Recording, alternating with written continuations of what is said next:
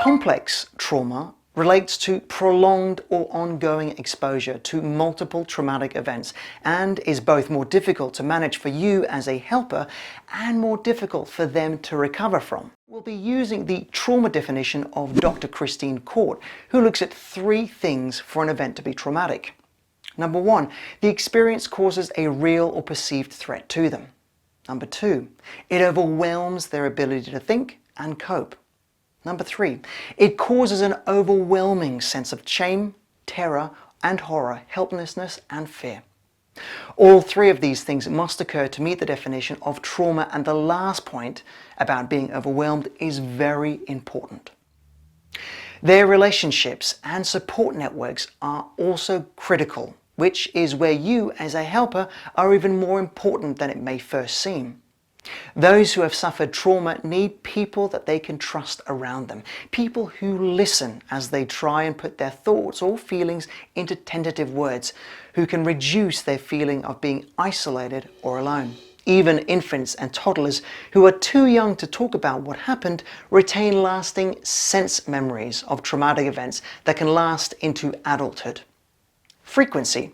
Experiencing the same type of traumatic event multiple times or suffering multiple different types of traumatic events is more harmful than a single event. Relationships. Every person is different and their behavior will vary, but they will all share common traits. Some of the people you interact with will be quiet as they try to get to know you, being careful as they try and determine whether or not you're a safe person.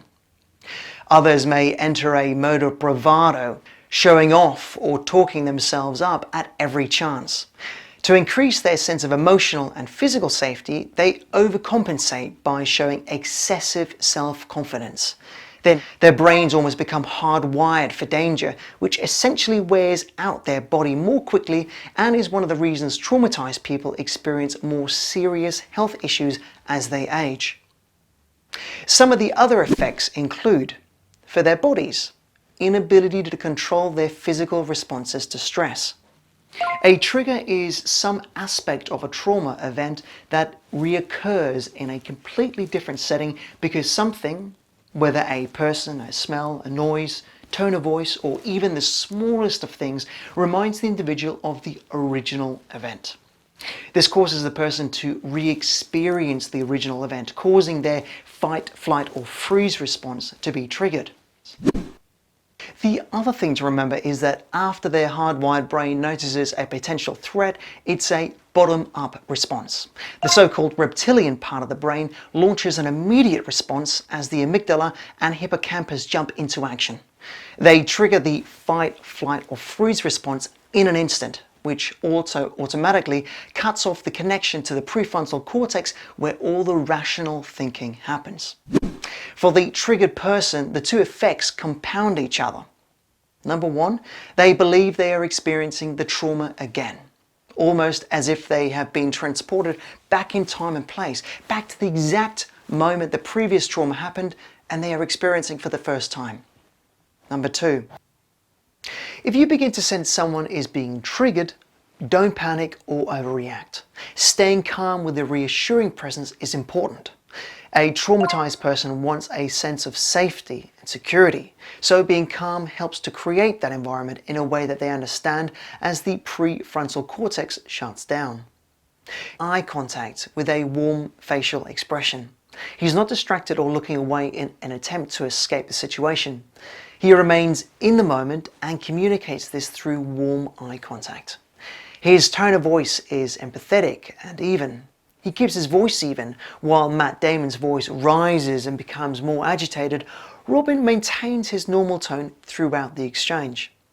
He uses open body language with slow physical movements. His message remains consistent. He repeats, "It's not your fault," as his key message, staying on point, focused and ensuring that this is what Matt hears. Your message will be different, but the principle is a useful one. Each person is different and their reactions will vary, even if presented with the same situation. 3 key things worth emphasizing to children are: experiencing mental health difficulties related to trauma is not a sign of weakness or failure. It's possible to recover from mental health difficulties that were caused by trauma, and the young person should have faith in themselves. They can learn the necessary coping strategies to move from being a victim to a survivor to a thriver.